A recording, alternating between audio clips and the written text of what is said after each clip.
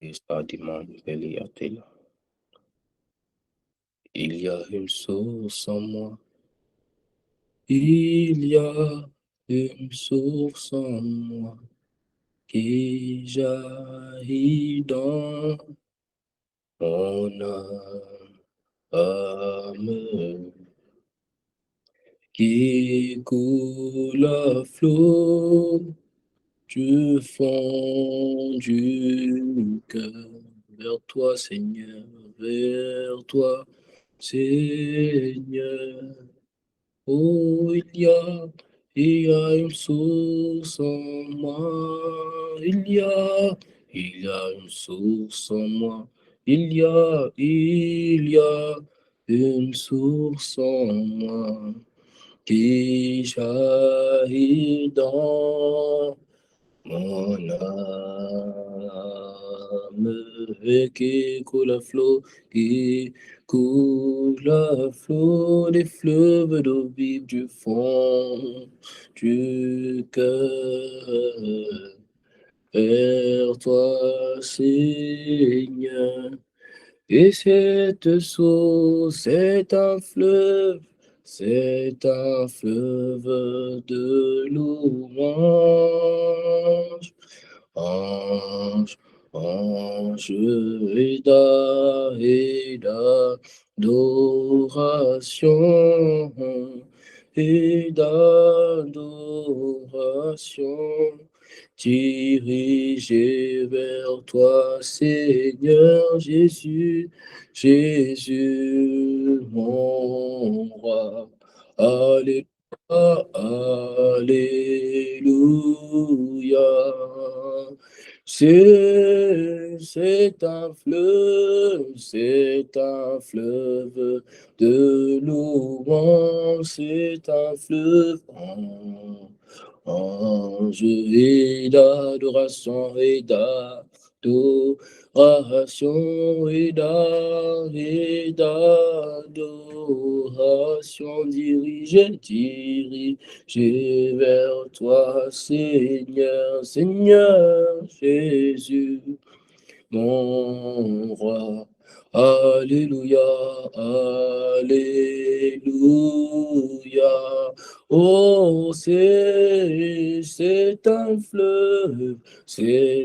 fleuve de louange, c'est un fleuve en moi, un fleuve d'adoration et d'adoration. Un fleuve et d'adoration dirigé vers toi, Seigneur, Seigneur Jésus, mon roi. Alléluia, alléluia. Oh, Abba Père, dis-le-lui une dernière fois, c'est un fleuve de louange au-dedans de moi, un fleuve d'adoration et d'adoration, c'est un fleuve et d'adoration dirigé vers toi, Seigneur Jésus. Mon roi dirigé vers toi, alléluia.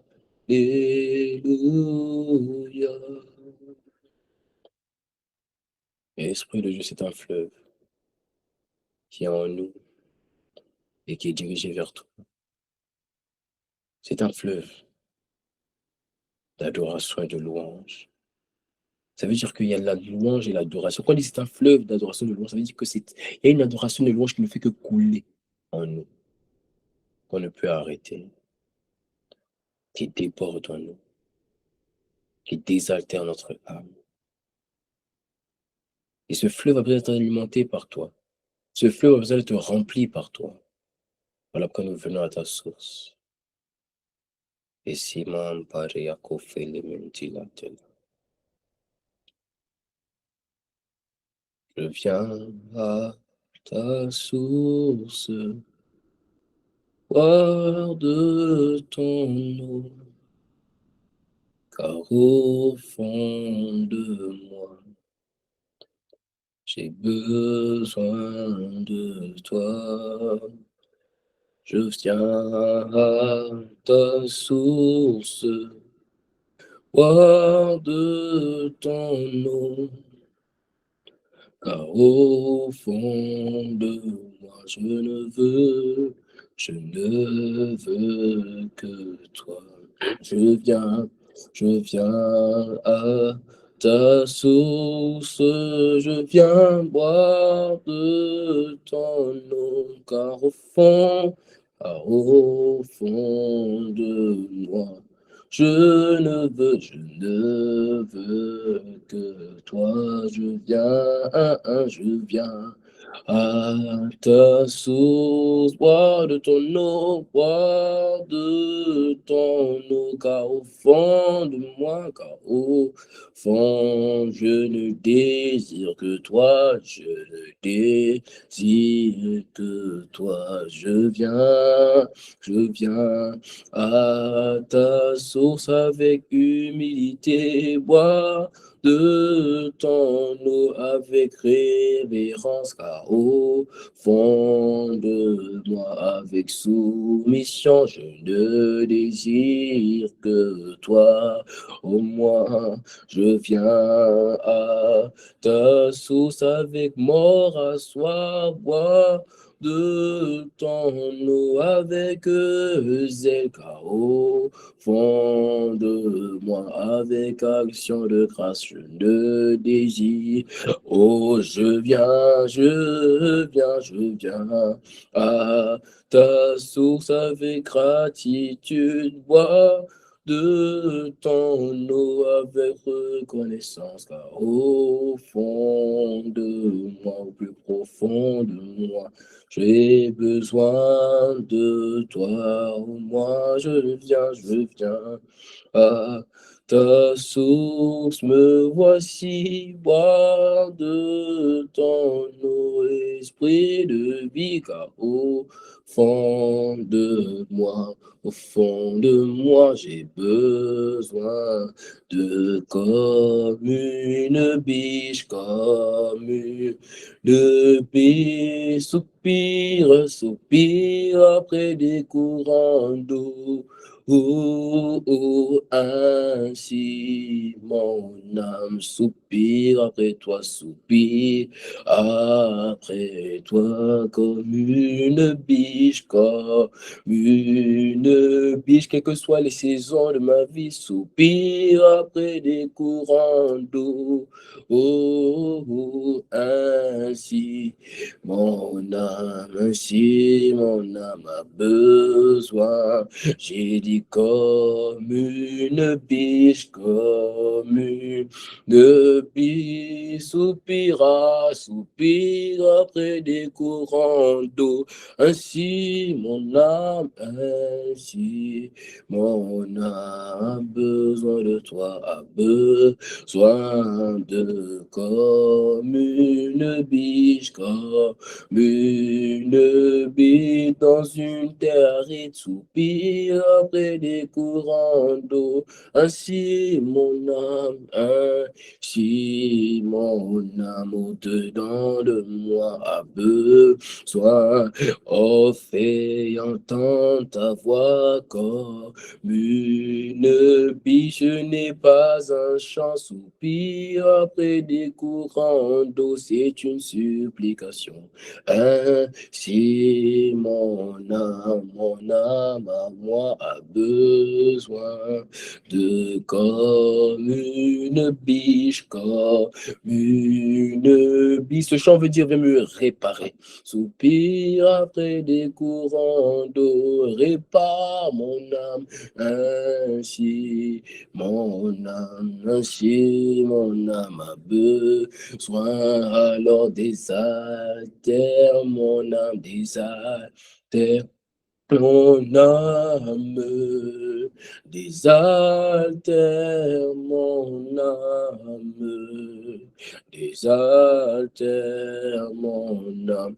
J'ai besoin de toi, j'ai soif de toi. Répare mon âme, répare mon âme. Il y a des fissures dans mon âme, répare mon âme. Il y a des cassures dans mon âme, répare mon âme.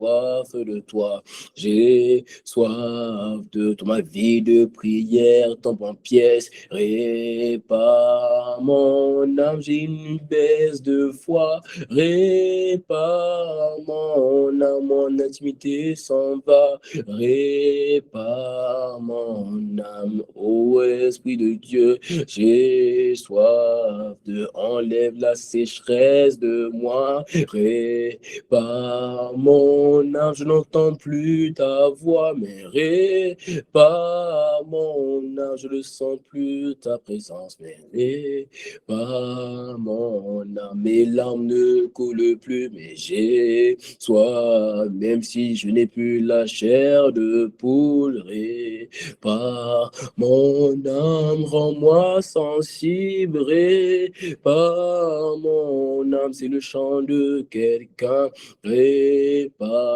mon âme, qui demande à Dieu de réparer son âme. J'ai soif, alors restaure mon âme, restaure mon âme, enlève les blessures du cœur, restaure mon âme, délivre-moi des cœurs brisés, restaure mon âme, quels que soient les poignards que j'ai reçus, j'ai soif.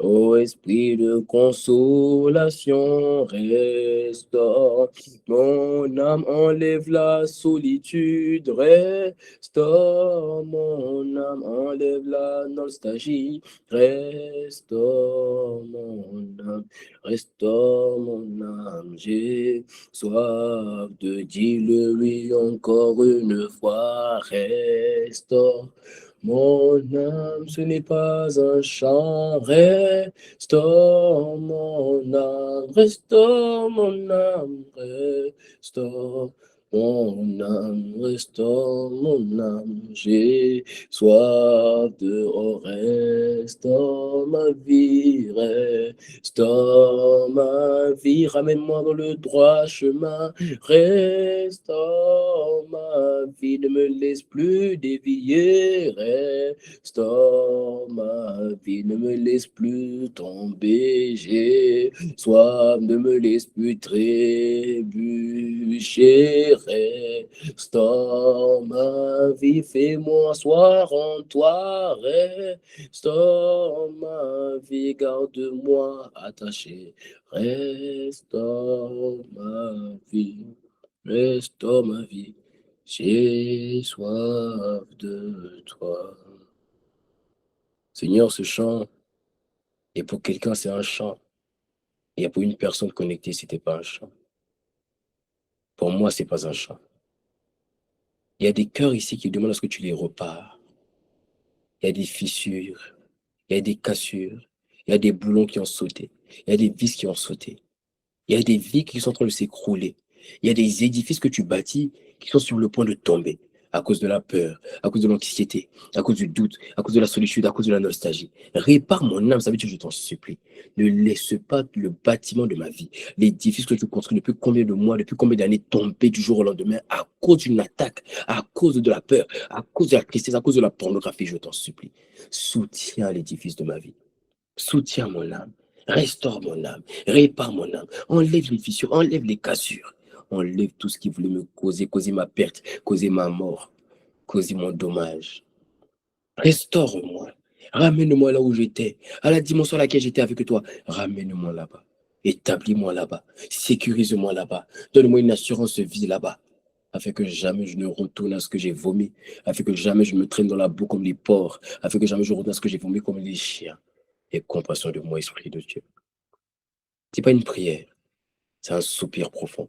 Il y a une personne ici qui chantait ce chant, mais une autre personne ici, c'est un soupir.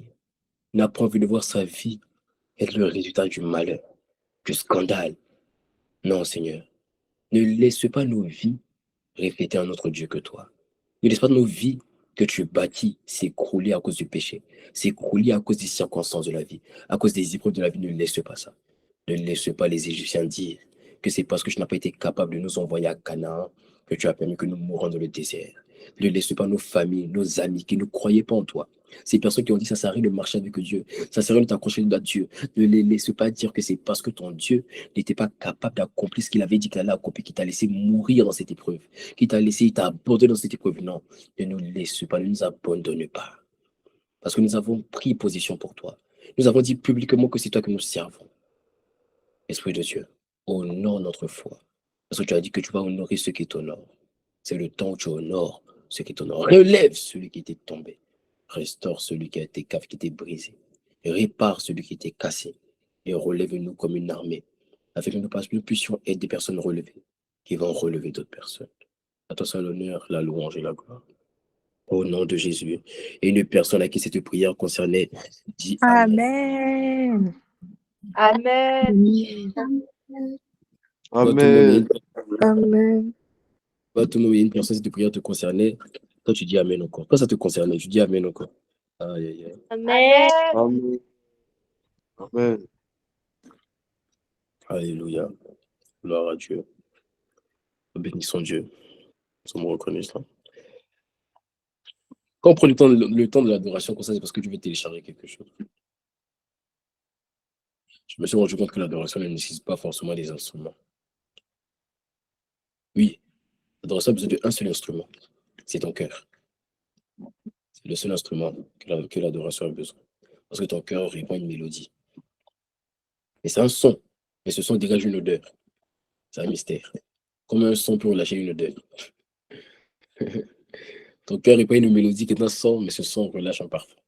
Et ce parfum, lorsqu'il frappe le nez de Dieu, si cette odeur est une odeur nauséabonde, Dieu ferme son nez et il ne veut pas t'écouter. Mais quand ça relâche un bon parfum, oh, la Bible dit que ses narines sont remplies de fureur. Et même le Dieu jaloux se manifeste dans tes affaires. Alléluia. Gloire à Dieu. Ah Seigneur, merci. Moi, je ne sais pas pour toi, mais chaque matin que je me réveille, je suis reconnaissant Dieu d'appartenir à Jésus-Christ. Tu es sur la terre, disons, on appartient forcément à un esprit. Il y a certains qui appartiennent aux esprits de la maison de leur père. Donc, les esprits qui dominent ta famille. Certains, c'est la famille, c'est l'esprit de divorce. D'autres, c'est l'esprit d'impudicité, l'esprit de bêtise. Et des gens qui sont bêtes à l'école. Et il y a des familles comme ça, tout le monde sont derrière de classe. Du papa, grand-père, petit, tout le monde. Tu vois? Donc, sur la terre des vivants, là, oh, je dis ça pour t'amuser un peu. Sur la terre des vivants, on appartient forcément à un esprit. Et moi, je suis reconnaissant de ce que j'appartiens à celui qu'on appelle la source de tous les esprits de la terre. Le Père de tous les esprits de la terre. Je suis reconnaissant de ce que j'appartiens à Jésus-Christ. Je ne sais pas pour toi, mais quand je lis ce que Jésus a dit dans les évangiles, il a dit la volonté du Père, c'est que je ne perde aucune des brebis qu'il m'a confiées. Voilà pourquoi même quand je passe par des épreuves, je sais que sa volonté, il est écrit, j'exécuterai toutes mes volontés. Il n'y a aucun. Les projets du diable, des sorciers, des marabouts, des féticheurs ne peuvent pas empêcher la volonté de s'accomplir. C'est impossible. Ils peuvent monter, descendre. Il n'y a aucun esprit. Il n'y a aucun esprit qui peut empêcher la volonté de Dieu de s'accomplir. Je t'assure. Hein. Je t'assure. Voilà pourquoi je n'ai pas peur quand je passe sur les épreuves. Alors quand je sais qu'il n'y a rien qui va me branler. Il n'y a rien qui va me ramener en arrière. On va combattre. Il y a un de nous qui va perdre. Ça ne sera pas moi. Parce que j'ai déjà gagné. J'ai déjà vaincu en Christ. J'ai déjà vaincu en Christ.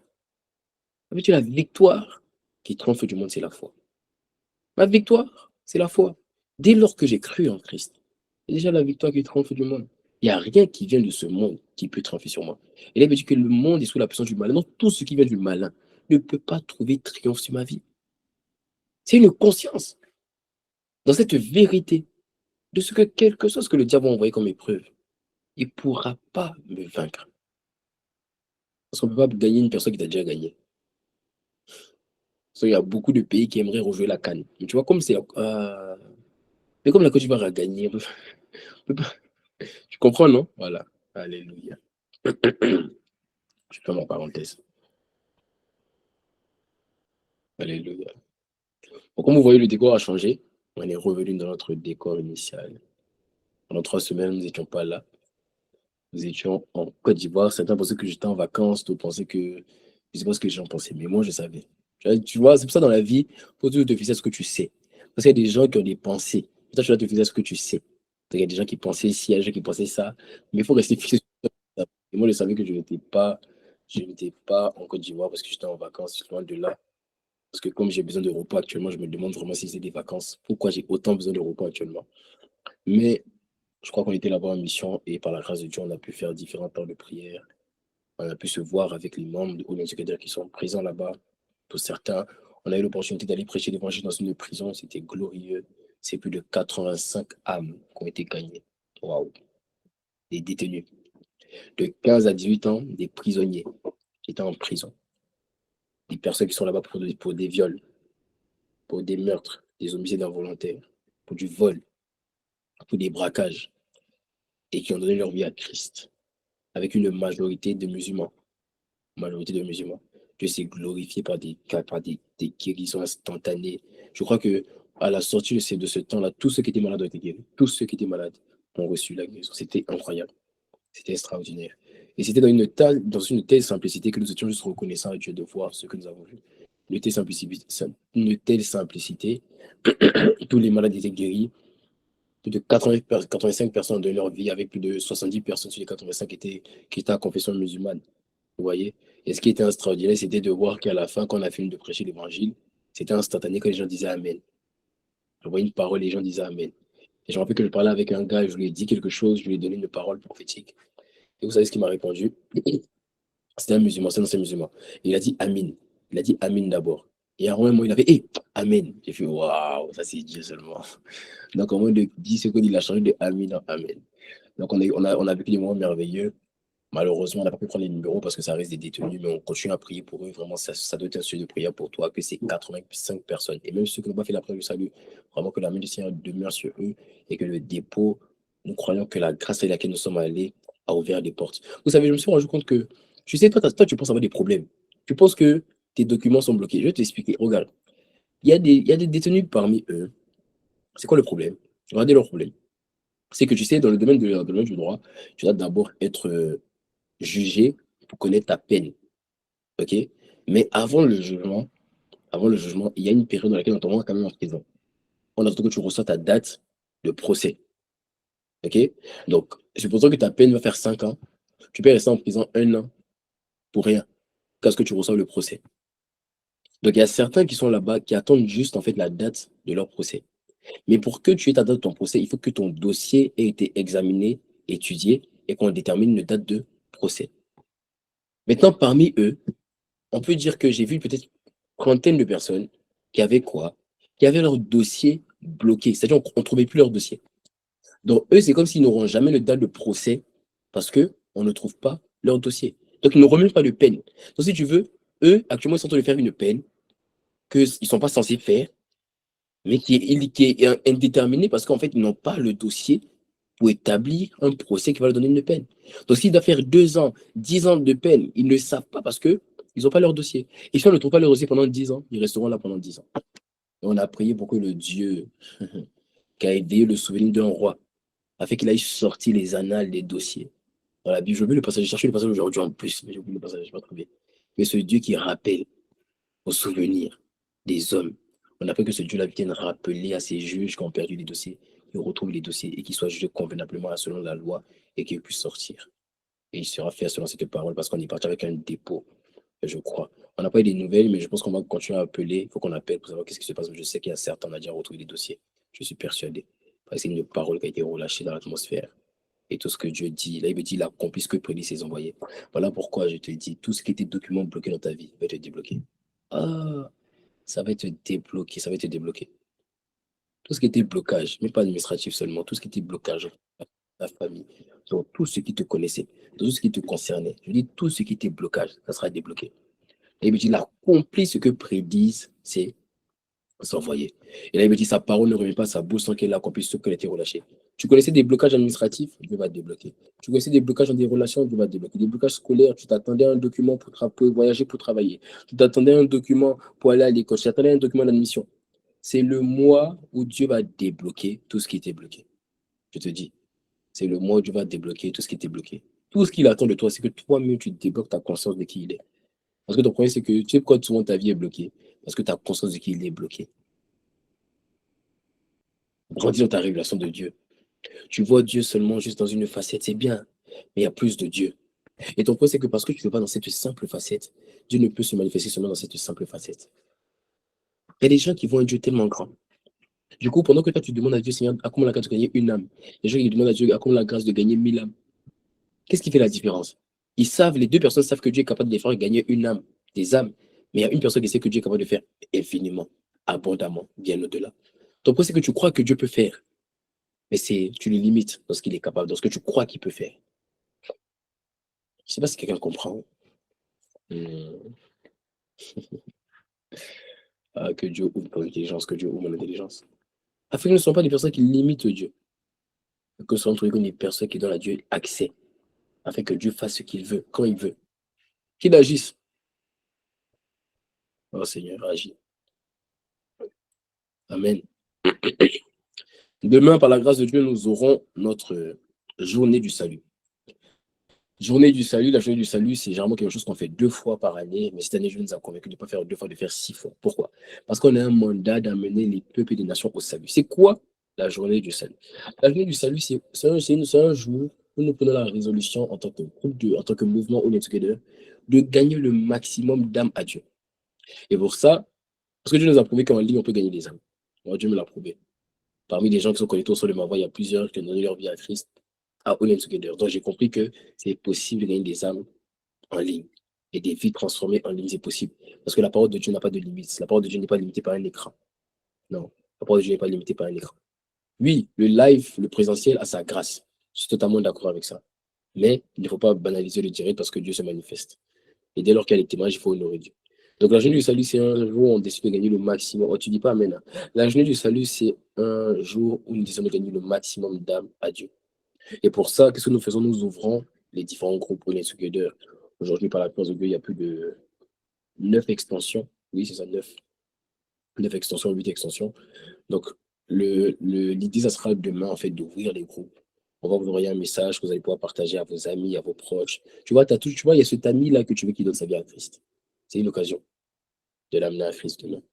Tu vois, tu as ce membre de famille là, tu as ce cousin-là que tu aimerais qu'il donne sa vie à Christ. Demain, on va le voir, on t'envoyer un message, tu vas le partager au maximum de personnes. Et quand ils vont intégrer, on a une équipe qui est déjà mise en place pour ça. Et toute la journée, on va entrer en contact avec eux, on va discuter avec eux et on va leur permettre de donner leur vie à Jésus-Christ. Et il faut qu'à la fin de journée, voire dimanche soir, on ait gagné le maximum d'âmes.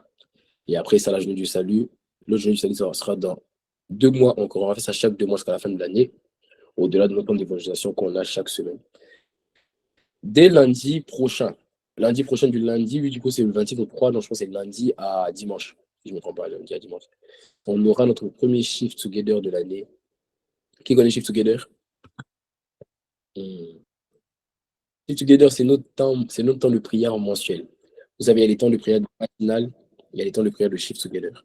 Les Shift Together sont les temps où on engage le jeûne, on engage la prière. Les derniers Shift Together qu'on a eu, c'était les 12 jours de jeûne, les 14 jours de jeûne qu'on a eu l'année dernière, en fin d'année. Et Dieu nous a fait tellement du bien. Jusqu'à présent, je ne sais pas pour toi, mais le dépôt des 14 jours encore là. Il y a encore ce feu là. Il y a encore ce désir. Je ne sais pas pour toi, mais moi, personnellement, c'est pas parti. Il y a encore ce désir de voir Dieu te manifester, ce zèle de voir Dieu te glorifier. Et cette passion, en fait, que Dieu a téléchargée en nous pendant ces 14 jours est encore là. Donc, du coup, dès lundi soir, on va prier, on va prier, on va prier, on va prier. Et je crois que le terme c'est 7 fois le juste temps, 7 fois il se relève. Et le thème c'est relève-toi. Relève-toi. Donc je sens que ces 7 prochains jours-là, Dieu va relever ta vie de prière qui était tombée. Dieu va relever ton intimité qui était tombée. Dieu va relever ta vie de message. Non, non, je sais que toi, tu ne vas pas rater ça. Dieu va te relever. Et quand Dieu te relève, ce n'est pas seulement pour que tu sois debout. Il n'a aucun intérêt à te mettre debout. Quand Dieu te relève, c'est afin que toi, tu ailles relever les autres. Donc Dieu va te relever afin que tu sois une source de relèvement, une source de restauration, une source de rétablissement des autres. Ah oui, Dieu va te relever. Ce sera des temps de prière de feu. On va prier, déclarer des paroles, on va prier pour les maladies, on va prier, on va chasser. Ça va être fort, ça va être fort. Je t'assure, ceux qui voulaient te retenir, va lâcher, va lâcher. La traversée qu'on a eue en ce début de mois, excusez-moi, la traversée qu'on a eue ce début de mois n'était pas prévue. Et on a eu cette traversée-là, c'était parce que Dieu voulait donner un nouveau souffle. Il voulait t'entretenir, il voulait te garder. Donc, je pense que la traversée, là, t'as donné au moins un souffle pour tenir. Mais le Shift Together, là, va te réveiller, t'inquiète pas. Il y a un feu, il y a un téléchargement qui va venir sur toi. Au nom de Jésus. Et demain soir, nous reprenons par la grâce de Dieu non, pas Shift to quelque chose encore. Nous reprenons par la grâce de Dieu Healing Saturday. Healing Saturday, c'est des samedis de prière pour les malades, des samedis de guérison. On reprend demain. Et demain, vous savez particulièrement, demain, bon, vous savez pas, demain c'est le 24 février. Le 24 février, c'est le jour où j'ai fait la prière du salut. J'ai donné ma vie à Jésus-Christ dans mon église locale, ICC, avec le pasteur André. Et 5 ans après, on tombe sur une certaine disant, j'ai dit à Dieu, j'ai dit, Seigneur, moi, en cadeau, je t'offrir le maximum d'âme. Mais en cadeau, donne-moi que demain, toutes les personnes qui vont venir malades, quelle que soit la maladie, quelle que soit la cause, quelle que soit la source, quelle que soit la durée, quelle que soit la gravité, guéris-les. Et il m'a dit que c'est ce qu'il va faire. Donc demain, pour venir, demain soir, on va prier pour les malades. Si tu connais des personnes malades, demain soir, on va prier, Dieu va se glorifier. Oh, t'as pas dit amen. Mais donne-moi la main, donne-moi la main. Donne-moi un cœur, donne-moi la main. Amen. Amen. Alléluia. Amen. Donc, gloire à Dieu. Voilà. Mais j'ai voulu commencer en te partageant ces choses-là. Amen. Gloire à Dieu. La vie éternelle. La vie éternelle. La vie éternelle. Le titre de mon message aujourd'hui est tout simple. Ce n'est pas un message qui est long. Si on doit rentrer, parce que j'ai dit qu'à partir de cette semaine, on rentre dans le vif du sujet. Mais, tu vois, dans le vif du sujet, il y a encore une introduction. Donc, c'est vraiment à partir de la semaine prochaine qu'on va vraiment rentrer dans le vif du sujet. Mais, je vais introduire quelque chose pour que ta manière de voir une dimension de ta marche avec Dieu change. Je vais t'expliquer quelque chose aujourd'hui. On ne va pas durer. Bon, on va se laisser conduire. Si on doit rentrer dans le vif du sujet, je vais rentrer. On verra comment l'esprit convainc aujourd'hui. Le titre de mon message, c'est Les obstacles de la vie éternelle. Les obstacles à ta vie éternelle. À ta vie éternelle. Alors, une personne qui n'a pas compris, qui n'était pas connectée avec nous depuis les 3 premières semaines, quand elle voit un message, quand elle voit un du message comme les obstacles à ta vie éternelle, elle va automatiquement se dire quoi? Elle va se dire, ah, ce qui peut m'empêcher d'aller au ciel. Non, c'est pas de ça que je vais te parler. Parce que si tu es connecté avec nous depuis les 3 premières semaines de cette série, tu as compris que la vie éternelle, ce n'est pas la vie après la mort. Tu as compris qu'il y a une différence entre la vie éternelle et la vie dans l'éternité. La vie éternelle, c'est la vie que Dieu veut que tu mènes sur la terre. La vie éternelle, c'est en grec. Ça veut dire Zoé Anonios. Zoé Anonios. Zoé, c'est le mot, la vie divine. Autrement dit, la vie de Dieu. C'est ça qu'on appelle Zoé. Jésus a dit, je suis venu pour que mes brebis aient la vie et qu'elles aient la vie en abondance. Le mot vie ici, c'est le mot Zoé. Et le mot Zoé, ça veut dire la vie de Dieu. Donc la vie éternelle, c'est la vie de Dieu que Dieu veut que tu vives éternellement. Donc il y a une vie qui t'a été réservée. Et cette vie-là, c'est la vie de Dieu. Quand on dit la vie de Dieu, en fait, j'ai pris du temps pour t'expliquer que la vie de Dieu, change-le dans ta manière de le voir. Change-le dans ta perception. Dans ta perception, quand on parle de vie de Dieu, tu penses directement à une vie divine, une vie du ciel. Non, la vie de Dieu, c'est la vie que Jésus a menée sur la terre. C'est cette vie-là qui t'a été réservée. Tant que tu ne croiras pas ça, laisse-moi te dire, ta vie chrétienne est bloquée. Ta vie chrétienne est stagnante. Pourquoi? Parce que tu n'as pas compris le fondement de la vie chrétienne. Le fondement de la vie chrétienne est très simple. C'est qu'il y a une vie qui m'a été réservée de mener. Cette vie-là, c'est la vie de Jésus. Celui qui a marché dans les rues de Jérusalem, les œuvres qu'il a accomplies, il m'a donné la capacité dans sa vie, qui habite en moi par le Saint-Esprit, de manifester les mêmes œuvres. Voici le fondement de la vie chrétienne. C'est la raison pour laquelle les disciples de Jésus sont arrivés dans une certaine ville. On a commencé à les appeler chrétiens. Autrement dit, petit Christ. Comment est-ce que des hommes ont vu des êtres humains et ont commencé à les appeler petit Christ? Et d'ailleurs, ceux qui les ont appelés petit Christ, où est-ce qu'ils ont su qu'ils ressemblaient à Christ? Parce que quand tu appelles quelqu'un petit Christ, tu vois, si je te dis que toi tu ressembles à ton père, c'est parce que j'ai vu ton père que je peux reconnaître que toi tu ressembles à ton père. C'est parce que j'ai vu ta mère que je peux reconnaître que toi tu ressembles à ta mère. Mais des personnes qui n'ont jamais vu Christ physiquement, comment on peut reconnaître que des êtres humains ressemblent à Christ? Oh, ça veut dire que les gars avaient atteint une dimension où ils dégageaient Christ. Physiquement, peut-être, ils ne ressemblaient pas à Christ, mais ils avaient dégagé quelque chose qui, quand on les regardait, On dit que toi, tu n'es pas d'ici. Tu es dans ce monde, mais tu n'es pas de ce monde. C'est ça, la vie éternelle. La vie éternelle, c'est la vie de Dieu. Que Dieu veut que je mène sur la terre des vivants. Si tu as compris ça, tu as gagné du temps. Je ne suis pas venu pour vivre une vie lambda. Je ne suis pas venu pour vivre une vie comme tout le monde, non. Je suis venu pour manifester les œuvres que Jésus a manifestées. Il a dit, voici les œuvres que j'ai faites. Ceux qui croiront en moi feront les œuvres que j'ai faites. Mais c'est bien, il ne faut pas s'arrêter là. Ils en feront des plus grandes. Jésus a fait marcher les paralytiques, je peux faire marcher les paralytiques. Jésus a ouvert les yeux des aveugles, je peux ouvrir les yeux des aveugles. Jésus a guéri les malades, je peux guérir les malades. Il a chassé les démons, je peux chasser les démons. Il a parlé à la création, il a parlé au vent, aux tempêtes, je peux parler au vent, aux tempêtes, à la pluie. Et la pluie et le vent et la tempête sont obligés d'obéir. Pourquoi? Parce que je manifeste la vie éternelle. Et il avait dit, celui qui a le Fils a la vie éternelle. Celui qui n'a pas le Fils n'a pas la vie éternelle. Donc, ce n'est même pas une question de comment je vais faire pour avoir la vie éternelle? Non, j'ai déjà la vie éternelle, mais je t'ai expliqué, je peux avoir quelque chose sans jamais l'utiliser. Pourquoi? Parce que pour utiliser quelque chose, je dois l'activer. Quand je peux avoir une voiture, mais une voiture garée ne roule pas. Je vais devoir mettre le contact, la démarrer et commencer à rouler. Donc la vie éternelle est en moi. Je n'ai pas besoin de dire à Dieu, donne-moi la vie éternelle. Non, parce que dès lors que j'ai reçu Jésus-Christ comme Seigneur et Sauveur, là, j'ai déjà reçu la vie éternelle. Mais ce qui est en moi a besoin d'être manifesté. Comment? J'ai besoin de l'activer. Et pour l'activer, j'ai dit, il faut faire une rencontre avec le Saint-Esprit. Et cette rencontre-là, je t'ai expliqué. C'est une rencontre que Jésus a fait dans le désert. Et quand il est sorti du désert, 3 choses ont été dites à son sujet. Et les 3 choses qui ont été dites à son sujet ont été la preuve qu'il avait activé la vie éternelle. La première des choses qui ont été dites à son sujet, c'est que la Bible dit sa renommée se répandit. Il commençait à se faire connaître. On reconnaissait qu'il était différent. Deuxième des choses qu'on a dit à son sujet, on a dit que les yeux des hommes étaient fixés sur lui. Ça veut dire que, je t'ai expliqué que le mot fixé, c'est le mot athéniso. Ça veut dire que les yeux des hommes le regardaient, mais en fait, ça veut dire fixer une personne et le prendre pour exemple. On le voyait, on voulait faire comme lui. Et troisième des choses qui était dit à son sujet, c'est que tous rendaient témoignage de lui. C'est-à-dire chacun avait un commentaire le concernant. Chacun avait quelque chose à dire le concernant.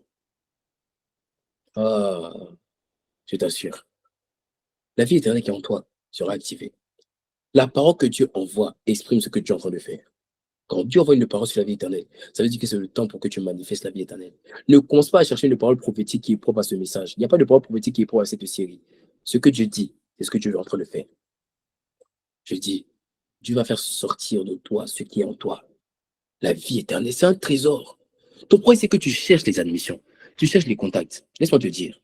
Tu cherches les déblocages. Tu n'as pas compris que tout ce que tu cherches est en toi. La guérison est en toi. Et les jours que si tu comprends, tu vas plus courir vers les autres pour avoir. Ainsi, le jour où tu vas aller vers les autres pour avoir, tu ne vas pas aller vers les autres parce que tu n'es pas capable d'avoir. Tu vas aller en obéissance à une instruction divine.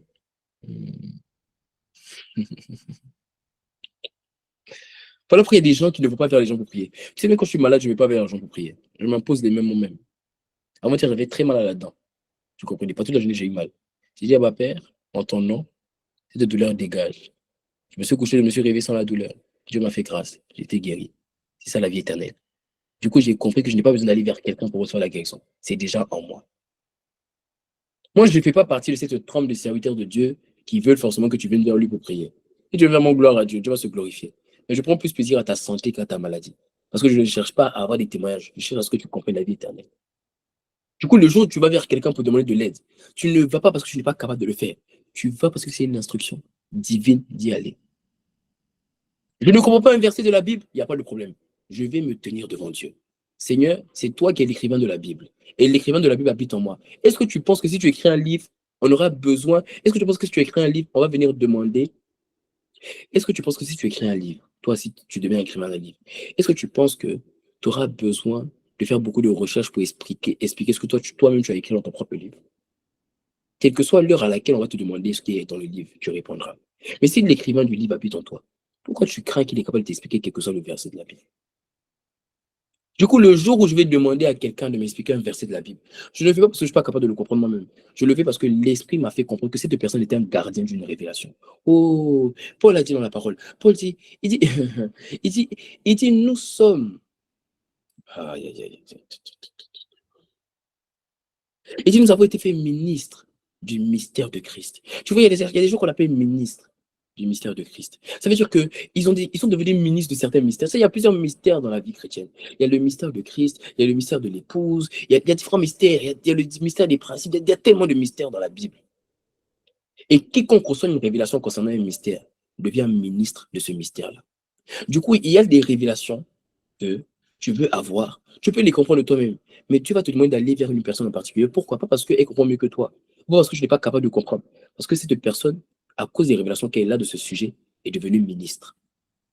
Du coup, tu sais qu'en allant vers elle, il y a des choses qu'elle va te transmettre au-delà de la simple révélation. Elle va te transmettre un esprit. Elle va te transmettre un dépôt. Il y a des hommes de Dieu aujourd'hui, si je te donne juste un terme dans la Bible, tu vas directement penser à eux. Pourquoi? Ils sont devenus ministres.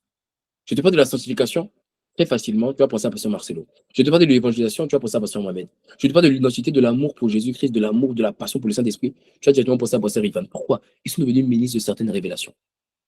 Donc, du coup, il y a des gens vers lesquels tu vas t'envoyer, pas parce qu'ils comprennent mieux, ce sont des ministres. Déjà parce qu'il y a des ministres que je n'ai pas capable de comprendre les versets. La vie éternelle est en toi. Il y a des choses qu'on n'a pas compris. La vie, tu galères pour gagner une âme. Pendant qu'il y a des gens qui demandent à Dieu des nations. Je t'assure, hein. Je vais te faire une confidence. Hein. Il y a des sujets de prière que tu fais, Dieu ne t'écoute pas. Je vais te choquer. Il y a des sujets de prière que tu fais, Dieu envoie quelqu'un d'autre pour t'écouter. Parce que Dieu est tellement grand qu'il y a des sujets de prière que tu fais. Il confie ça à quelqu'un.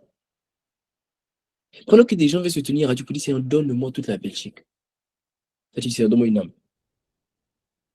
Tu diras, non, mais c'est mon niveau, c'est ma dimension. Tu n'as pas compris qu'avec Dieu, ce n'est pas une question de dimension. Tu es trop conscient de toi. Tu n'es pas conscient de ton Dieu. Alors qu'il y a des gens qui ont compris que ce n'est pas une question d'âge. Ce n'est pas une question de couleur de peau. Donc, ils se tiennent devant Dieu, ils disent, Seigneur, cette année, c'est 1000 âmes. Cette année, c'est telle nation. Cette année, ouvre-nous les portes des nations. Quelle fait la différence? La différence, c'est qu'ils sont conscients de leur Dieu.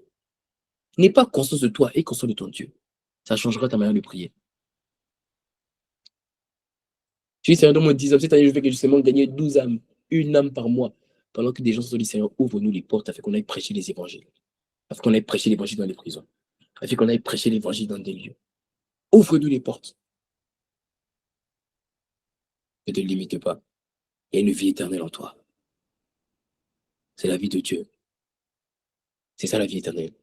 La vie éternelle est différente que la vie dans l'éternité. La vie dans l'éternité, je t'ai expliqué, c'est l'immortalité et l'incorruptibilité. L'immortalité, le fait que je ne meurs plus. L'incorruptibilité, le fait que je ne pêche plus. C'est ce qui t'a été réservé après la mort. Tu ne pourras plus mourir après la mort parce que après la mort vient le jugement. Tu ne pourras plus pécher si tu vas dans le ciel parce que dans le ciel, il y a la sainteté, tu ne peux pas pécher dans le ciel. C'est la grâce qui t'a été donnée dans la vie, dans l'éternité. Mais elle le vit. Tu sais quoi? Moi, je n'ai pas envie d'arriver au ciel et de découvrir des dimensions au ciel que j'étais censé vivre sur la terre. Ça va me faire trop mal. J'aurais trop mal. Il y a 3 jours, je suis en train de méditer. Et je pensais, j'ai entendu une phrase dans mon esprit. Une phrase qu'on entend souvent. Mais c'est comme si cette fois-ci, ça a ouvert mes yeux. Et je prie que quand je vais la dire, ça va ouvrir les yeux de quelqu'un. Vous voyez cette phrase qui dit que on ne vit qu'une fois. Tu vois, on l'entend tout le temps. Mais c'est comme si une lumière a jailli dans mon cœur. J'ai dit, mais c'est vrai. En fait, on ne vit qu'une fois. Pourquoi j'ai honte de prêcher l'évangile? On ne vit qu'une fois. Pourquoi je n'ose pas faire des choses que ma génération n'a pas fait? On ne vit qu'une fois. Pourquoi j'ai pas assez d'audace pour poser des choses que les autres n'osent pas? En fait, on ne vit qu'une fois. J'ai une seule occasion de prouver à mon Dieu que je l'aime. J'ai une seule occasion de prouver à mon Dieu que je l'aime. J'ai une seule occasion de prouver à mon Dieu qu'il est tout pour moi. J'aurais pas d'autres occasions. Non. Ça, c'est les Chinois qui croient en ça. Mais moi, je ne crois pas en la réincarnation. Moi, je crois qu'après la mort vient le jugement. En fait, j'ai une seule occasion pour prouver à mon Dieu qu'il est tout pour moi. J'ai une seule occasion pour prouver à mon Dieu que je n'ai pas honte de lui. J'ai une seule occasion. En fait, on ne vit qu'une fois. Et mon cœur s'est ouvert. Je dis, mais en fait, c'est vrai. J'ai une seule occasion pour oser les choses. J'ai pas le temps de me limiter à cause de mon âge. J'ai pas le temps de me limiter à cause de ma couleur de peau. Je n'ai pas le temps de me limiter à cause de mon genre, à cause de ma nationalité, à cause de mon nom de famille. Je n'ai pas le temps de me limiter à cause de mon compte en banque. Non, on ne vit qu'une fois. J'ai une seule occasion pour prouver à mon Dieu qu'il est tout pour moi. J'ai une seule occasion pour prouver à mon Jésus qu'il est tout pour moi. J'ai une seule occasion pour prouver à mon Dieu qu'il est en moi et que je veux le révéler à mon époque. Je ne sais pas à quel âge je quitterai la terre. Ça se peut que c'est cette année que je quitterai la terre. Ça se peut que c'est dans 50 ans, dans 100 ans, je ne sais pas. Mais j'ai une seule occasion pour lui prouver qu'il est tout. J'ai une seule occasion pour l'amener aux extrémités de la terre. J'ai une seule occasion pour changer la vie de ma famille. J'ai une seule occasion pour le présenter haut et fort. Je n'ai pas le temps d'avoir honte d'être timide. Je n'ai pas le temps de calculer si les hommes vont me rejeter parce que j'ai ma foi. Si les hommes vont me repousser à cause de ma foi, je n'ai pas le temps de calculer si ma famille va me rejeter, si je serai indexé, pointé du doigt à cause du fait que je crois. Je n'ai pas le temps parce qu'en fait, j'ai une seule occasion de lui prouver que je l'aime. J'ai une seule occasion. Même si les autres ne veulent pas saisir leur occasion, même si les autres ne veulent pas saisir l'opportunité, ce n'est pas grave. Mais moi, je vais être un attaquant efficace. Je vais marquer le but sur la seule occasion que j'ai du match. Et la seule occasion que j'ai dans le match de l'éternité, c'est ma vie. Je ne vais pas rater le but. Non, non, non. Je vais marquer le but. J'ai une seule occasion pour prouver à mon Dieu. Alors pourquoi attendre? Pourquoi repousser? Pourquoi ne pas oser? Pourquoi laisser les phrases des personnes qui ont échoué m'amener à échouer? Vous savez, il y a des gens qui ont échoué qui te diront ne fais pas. Parce qu'en fait, comme ils ont échoué, pourquoi tu vas échouer? Et ça ne sert à rien. Je n'ai pas le temps d'être limité. À cause des gens qui me disent ralentir. Mais comment ralentir alors que la Bible me dit courir? Je n'ai pas le temps. J'ai une vie à manifester. J'ai un cœur à manifester. Et le premier obstacle à ta vie éternelle, ça n'a rien à voir avec mon message, mais Dieu vient de télécharger un message. Dans ce message, je vais le terminer la semaine prochaine. Mais le premier obstacle à ta vie éternelle, c'est la conscience. Parce que tu n'as pas conscience qu'il y a une vie en toi et que cette vie en toi est capable de se manifester. Le premier obstacle à ta vie éternelle, c'est ta conscience de qui tu es. La conscience qu'en fait, je ne vis qu'une fois. Ma mère me dit souvent, elle dit la vie n'a pas son brouillon. C'est ça la vie. Mais certains profitent de leur vie pour faire toutes sortes de choses. La débauche, l'impudicité. On va dire pourquoi. Si on ne vit qu'une fois. Je profite de ma jeunesse. Ils ne savent même pas de quoi ils font demain. Mais toi et moi, Dieu nous a accordé la grâce d'être un peuple consacré, aguiazo, passionné. Alors ayons la même logique, mais pas envers la débauche, pas envers l'impudicité, pas envers la pornographie. Ayons la même logique, mais envers l'adoration, envers l'évangélisation, envers l'amour pour Dieu. Je ne vis qu'une seule fois. Alors si je vis, mieux vaut que je vive la vie éternelle. Si je vis qu'une seule fois, mieux vaut que je vive la vie éternelle. La vie de Dieu. Afin que quand je quitte la terre, on puisse dire, il y a eu un Dieu qui est passé sur la terre. On dit, c'est qui? Et on cite mon nom. Je ne suis pas le Dieu des dieux. Et là, il me dit, ne savez-vous pas que vous êtes fils du Très-Haut? Vous êtes des dieux. Qu'on me cite parmi la liste de ceux que Dieu lui appelle Dieu. Des mini-dieux, des hommes divins, des hommes célestes, des Christ. Je ne vis qu'une seule fois. Je n'aurai pas deux occasions de prouver à Dieu que je l'aime. Je n'aurai pas deux occasions de prouver à ma génération qu'un homme est passé. Je t'assure, hein. Tu seras déçu si tu arrives au ciel et que Dieu te montre la vie qu'il t'avait réservée, que tu regardes la vie que tu avais reçue, que tu as vécue, et que tu dis, mais en fait, il y avait un fossé. Et que tu te rends compte que tu n'as pas vécu la vie que Dieu voulait que tu mènes. Pourquoi?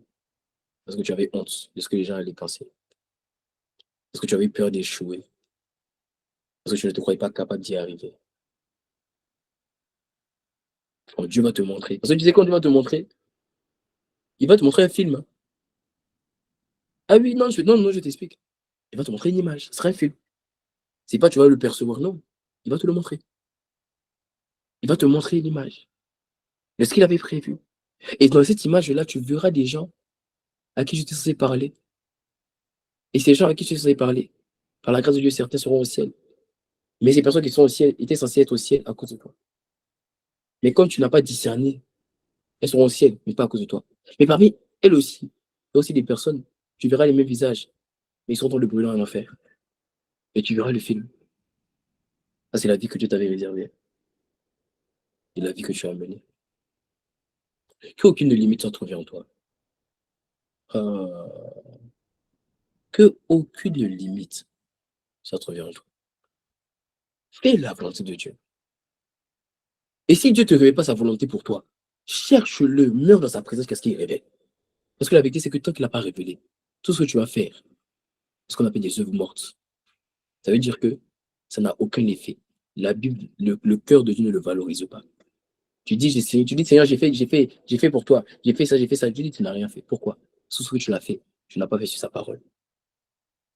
Voilà pourquoi tu es une personne violente avec Dieu. Tu dois apprendre à te tenir. Ton problème, c'est que notre problème, c'est quoi? On est une génération face-foot, mon père spirituel disait ce dimanche. On prie, et dès qu'on a fini de prier, on dit Amen, on part. Mais je n'ai pas compris que la prière, c'est une conversation. Alors, si tu es capable de parler, mais attends qu'on te réponde. Ton problème, c'est que quand tu as dit que tu pries de 3 heures à 4 heures, dès que 4 heures arrive, tu pars. Tu n'as pas compris que souvent Dieu voulait parler à 4h02. Oh, on ne fait pas partie de cette génération qui limite Dieu dans un temps précis pour parler. Dieu n'est pas obligé de parler de 3 heures à 4 heures. Il n'est pas obligé de parler, il est Dieu. Il n'est pas obligé de parler. Et d'ailleurs, laisse-moi te dire, la plupart du temps, Dieu ne parle pas de 3 heures à 4 heures. C'est quand tu commences à développer le mécanisme, la technologie de s'attendre à Dieu. Quand tu commences à développer le fait que tu as décidé de prier de 3 heures à 4 heures, mais quand Dieu n'a pas parlé, tu restes là jusqu'à 4h30.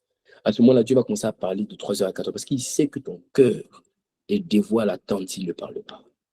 Alors il ne te fera plus attendre parce qu'il sait que tu es mort. Du coup, il y a des jours, avant même que tu commences à parler, il te donne la réponse à ce que tu fais. Il y a des jours, tu viens de 3 heures à 4 heures pour prier, afin qu'il parle. Et tu sais, c'est quoi qui te réveille? C'est pas le réveil, c'est sa voix. Et tu entends une voix qui te dit, j'arrive, j'ai pas fini avec toi. Souvent, c'est un chant qui monte dans ton cœur et qui vient comme une flèche. Paf! Souvent, c'est un cantique nouveau. Paf! Tu t'es pas encore levé pour parler à Dieu, mais lui t'a parlé, t'a devancé. Souvent, c'est un verset.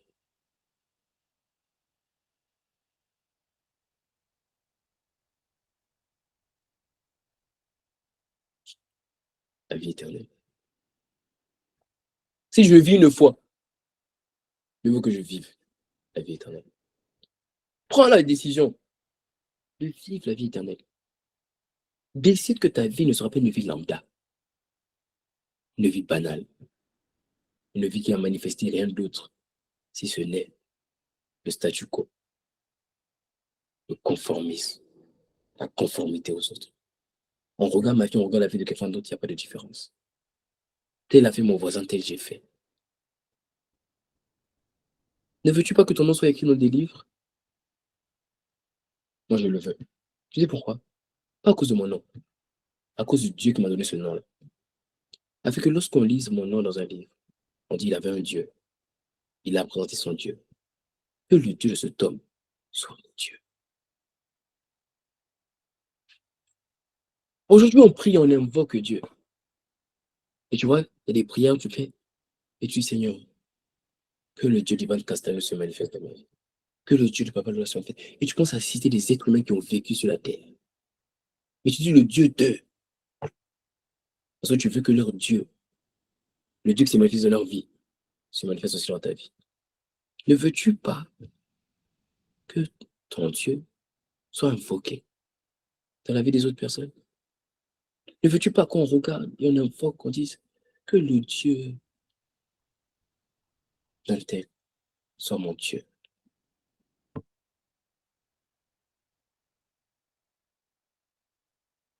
C'est ce que je désire. C'est ce que je recherche. C'est ce après quoi je cours. Et je ne m'arrêterai pas de courir. Tant que cette vie ne sera pas manifestée, je vais m'arrêter de courir. Et il y a plus en toi qui est en dehors de toi. Tu penses que tu es tellement émerveillé par tout ce qui est autour de toi, à tout ce que le monde peut offrir en termes d'accès. en termes de richesse, en termes de gloire, en termes d'acclamation, en termes d'abonnement, en termes de like. Tu es tellement émerveillé de tout ce qui est autour de toi, de ce qui est en dehors de toi, que tu oublies ce qui est à l'intérieur de toi. Le jour où tu vas prendre conscience de ce qui est à l'intérieur de toi, tout ce qui est à l'extérieur te fera plus plaisir. Du coup, tu pourras passer 4 jours sans de suite chez toi à la maison et tu t'es même pas rendu compte que tu n'es pas sorti. Pourquoi? Ça ne t'intéresse pas. Du coup, tu vas en vacances. Et généralement, en vacances, tout le monde a des programmes. Et toi, tu oublies que tu es en vacances. Parce qu'il y a quelque chose que tu découvres à l'intérieur de toi. C'est pas que les vacances sont mauvais. C'est pas que sortir est mauvais. Il y a des choses qui perdent leur valeur. Du coup, il y a des gens qui passent toute une nuit devant des films. Mais toi, tu n'arrives pas. Parce que ton film à toi, c'est les réalités célestes. D'habitude, tendez de toutes vos pensées vers les réalités célestes. Du coup, des gens sortent pour s'amuser. C'est pas mauvais, c'est très bien. C'est très bien. Mais toi, c'est comme si tu as découvert quelque chose à l'intérieur. Et cette chose, tant qu'elle jaillit, c'est tout ce que tu recherches. C'est tout ce que tu veux. Il y a une vie éternelle en toi. N'arrive pas au ciel. Et tu te rendras compte au ciel qu'il y a des choses que tu étais censé mener sur la terre, vivre sur la terre que tu n'as pas vécues. Je ne vais pas découvrir au ciel ce que j'étais censé vivre sur la terre. Jamais. Jamais de la vie. Que les dimensions qui m'ont été réservées sur la terre, que je puisse toutes les vivre. Et quel que soit le temps, la vie que Dieu m'a assignée, si Dieu a dit toi tu vas vivre 25 ans, si Dieu a dit toi tu vas vivre 70 ans, ça veut dire que Dieu a mis au moins la capacité de vivre, d'expérimenter toutes les dimensions dans le temps qu'il m'a assigné. Tout ce que je dois faire, c'est de courir, de ne pas marcher,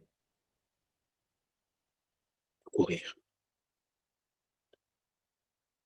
Les hommes parfaits, les hommes accomplis, les hommes matures sont les hommes qui courent. Ils oublient rapidement ce qui est en arrière. Ils bénissent Dieu pour les œuvres. Ils sont reconnaissants. Mais ils disent Seigneur, what next? C'est pas de l'ingratitude. Ils ont compris que leur Dieu est trop grand. Je t'en supplie. Mon Dieu est tellement vaste que je sais que si j'ai découvert en lui 1% de qui il est, j'ai déjà découvert, je pense que ce que peut-être ma génération n'a jamais découvert. Mais j'ai pas envie d'arriver au ciel. Et de savoir que il m'avait réservé de découvrir en lui 3% de qui il est. Mais j'ai même pas été capable de découvrir 1%. J'ai pas envie d'être choqué. J'ai pas envie d'être déçu. De regarder tout ce que Dieu m'avait réservé. Et j'ai pas vécu ça. Il y a des hommes comme Jean, l'apôtre Jean. On l'appelait l'homme divin, l'apôtre divin. 3 fois, on a essayé de le tuer, on n'a pas pu. On l'a jeté dans de l'huile bouillante. Il n'est pas mort. On l'a tiré sur le goudron avec des chariots. Il n'est pas mort. Au point où on l'a envoyé dans une île qu'on appelle Patmos. Vous savez ce que Patmos, ça veut dire quoi? Ça veut dire mort. On l'a envoyé sur l'île de la mort. Même là-bas. Il dit dans le jour du Seigneur, j'ai été livré en esprit. Les gars ont découvert quelque chose dans la vie éternelle. Que même Dieu ne pouvait pas les tuer. Ah, tu ne savais pas? Même Dieu ne pouvait pas les tuer. Dieu a dit à Moïse, il dit, monte sur la montagne. Fais-toi mourir toi-même. Comment Dieu veut dire à un homme, toi-même, fais-toi mourir toi-même. Les gars avaient découvert quelque chose dans la vie éternelle qui faisait qu'ils étaient devenus éternels comme Dieu sur la terre des hommes. On ne pouvait plus leur ôter la vie. On ne pouvait plus. Une dimension de vie éternelle. L'ombre de pierre passe. Et tous ceux qui sont là sont guéris. Ou Paul est tellement occupé qu'il ne peut pas aller quelque part. Il dit, bon, je ne peux pas aller quelque part, tenez ce mouchoir. Que ce mouchoir aille faire la croisade pour moi. Oh.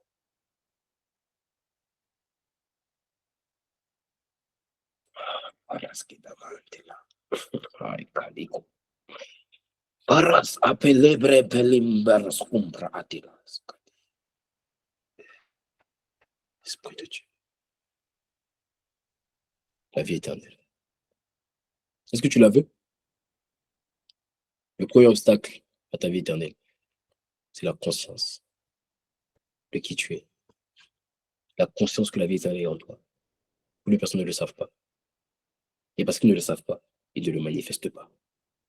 Il y a une vie en toi. Tu n'es pas différent de Paul. Tu n'es pas différent de Pierre. Tu n'es pas différent de toutes ces personnes qui ont marché dans la... Tu n'es pas différent d'eux. C'est les mêmes deux mains. C'est les mêmes deux yeux. C'est les mêmes oreilles. Car on est intégré des personnes qui manifestent pour moi la vie, soit trouvées, soit trouvées, soit trouvées.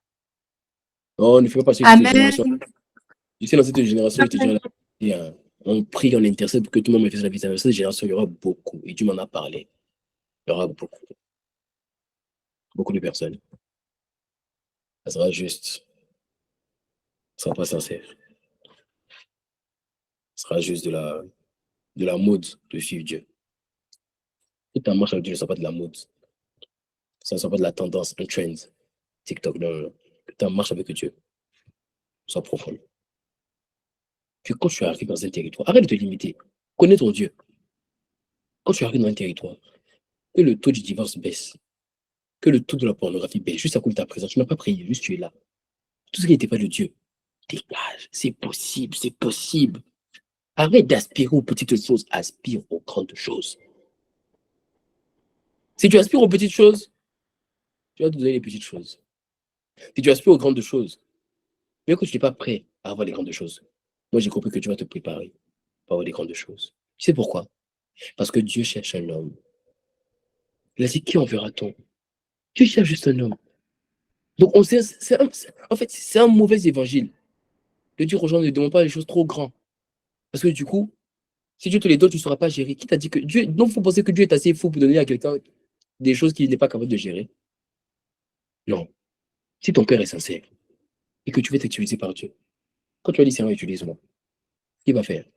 Il va te faire rentrer dans un processus de préparation, un processus de sacrifice. Il va te préparer à recevoir ce que tu demandes. Ce que je vois manifester aujourd'hui n'est pas le résultat de ce que j'ai demandé aujourd'hui. Un jour, j'ai dit à Dieu, Seigneur, accorde-moi la grâce. Si l'amour d'un homme pour toi, si la preuve d'aimer Dieu, c'est te servir, accorde la grâce de te servir. Et pendant 2 ans, il m'a préparé. Il m'a amené à laisser l'école. Il m'a dit, tu ne vas pas aller à l'école. Laisse tes amis te dépasser. Reste là, à mes pieds. Il m'a dit, laisse cette bourse. Allez, on laisse la bourse. Ah, Seigneur, tout le monde veut aller à l'étranger. Moi c'est l'étranger mais qui m'a appelé. On dit, on veut donner une bourse. Il dit, laisse ça. Bien, je vais t'apprendre à pouvoir attraper ce que tu veux. Viens, laisse telle relation. Mais Seigneur, j'aime cette fille. Il dit, oui, je sais que tu l'aimes. Laisse ça. J'aime telle amitié. Laisse ça. J'aime telle habitude. Laisse ça. J'aime manger comme ça. Laisse. J'aime la musique comme ça. Laisse. Laisse. Viens. Assieds-toi. Ça m'a pris 2 ans. 2 ans. Là, tu donnes à Dieu. Tu servais Dieu. Tu lui as donné quoi? Tu vas aller vite, vite, vite. Tu vas t'accomplir vite. Tu veux finir l'école rapidement.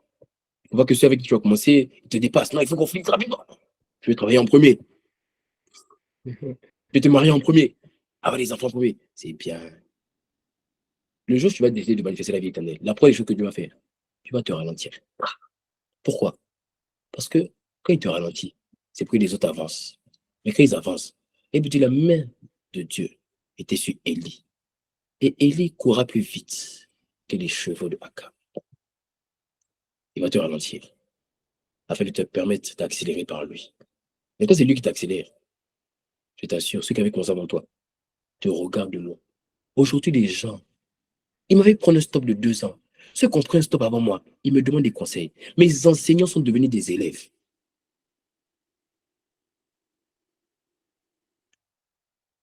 Ce qu'on appelle processus. Il y a un temps. Puis sortir la vie éternelle. Il travaille tes fondements. Parce qu'il sait qu'on ne bâtit pas un gratte-ciel comme on bâtit une maison. Pour faire les fondements d'une maison, c'est quoi? Quelques semaines, quelques mois. Pour faire les fondements d'un gratte-ciel, c'est minimum 2 ans de travail. Il veut te donner les nations, il va te travailler. Parce qu'il sait que tu feras face à des tentations. Il y a des filles qui vont venir avec toutes sortes de mauvaises pensées. Tu feras face à toute façon d'argent. On va te proposer de l'argent. Tu feras face à de l'abus de pouvoir. Tu feras face à toutes sortes de choses. Il va te travailler. Tu vas impacter. Tu veux que ta vie compte. Tu veux que la vie éternelle soit en marche. C'est bien. Mais tu vas devoir accepter le processus de Dieu.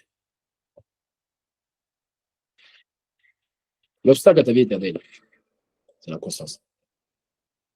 Il y a une vie en toi. Mais je crois qu'aujourd'hui, Dieu t'a délivré. Il y a une vie en toi. Il sera manifesté. Mais elle n'est pas manifestée juste comme ça. Elle est manifestée parce que tu t'abandonnes constamment à Dieu. Si je ne vis qu'une seule fois, alors mieux vaut vivre la vie éternelle.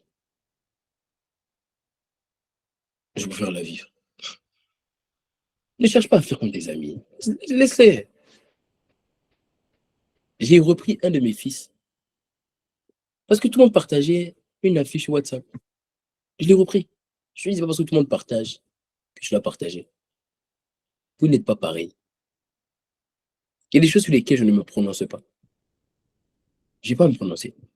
Il y a des choses sur lesquelles je vais partager très rarement certaines choses. Très rarement. Parce qu'il y a des choses sur lesquelles je ne me prononce pas. Parce que tout le monde fait, je dois faire. Non, je ne suis pas n'importe qui. Du coup, ne t'attends pas à ce que je partage. Non, votez pour telle personne. Non, je ne ferai pas ça. Je ne ferai pas ça. Compte sur moi, je ne ferai pas ça. Je ne suis pas n'importe qui. Je ne fais pas n'importe quoi. La conscience de ce que je ne suis pas n'importe qui m'amènera à ne pas faire n'importe quoi. Ne fais pas comme tes amis parce que tout le monde fait, tu fais. Distingue de toi. Sois différent. La vie éternelle. La semaine prochaine, je t'expliquerai le deuxième obstacle à ta vie éternelle, qui était en réalité le premier obstacle que je voulais expliquer. Mais Dieu a téléchargé un nouveau message. Je t'expliquerai un autre obstacle. Au nom de Jésus. Amen. Si tu n'as jamais eu l'opportunité de donner ta vie à Jésus, de faire la paix avec lui, et que tu ressens en toi ce vide, ce besoin de le connaître, d'avoir une relation avec lui, tu vas répéter après moi cette prière, la prière du salut.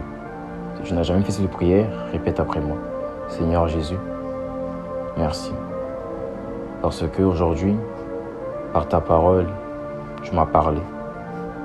Et je ne veux plus te repousser. Mais dès aujourd'hui, à partir de maintenant, je te reçois dans ma vie comme mon Seigneur et mon Sauveur. Change ma vie, transforme-moi, viens habiter en moi par le Saint-Esprit. À toi soit l'honneur, la louange et la gloire, Jésus. Je t'aime. Amen. Si tu as répété cette prière, tu es devenu enfant de Dieu, alors notifie cela en commentaire en disant « J'ai fait la prière du salut ». Que Dieu te bénisse.